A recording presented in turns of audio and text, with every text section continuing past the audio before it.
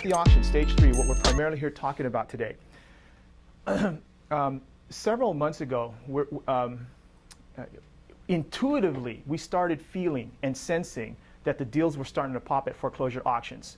Okay, but we don't just rely on intuition. You know, we are also very data-oriented, statistics-oriented, and so we follow a lot of different statistics and numbers. Okay, one of the things that we monitor when we started taking a look at what was happening here was average dollar per square foot in 4 major categories of sold properties in each of the four major categories. Okay, we like to track what we call turnkey properties.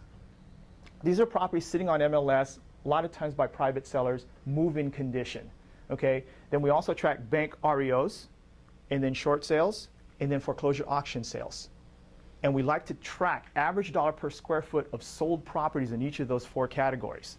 Okay, so one of the zip codes that we were monitoring several months ago was a zip code in Elk Grove, and here's what we saw. Average dollar per square foot in that zip code for turnkey properties is 122.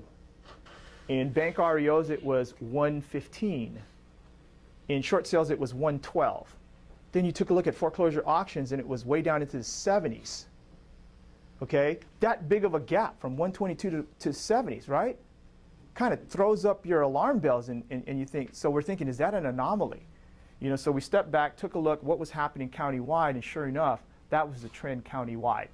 Okay, so while we've always had a pretty big presence monitoring what's going on at foreclosure auctions, that basically told us that we needed to put a lot more of our time, effort, focus, and resources at the foreclosure auctions, and that's what we've done.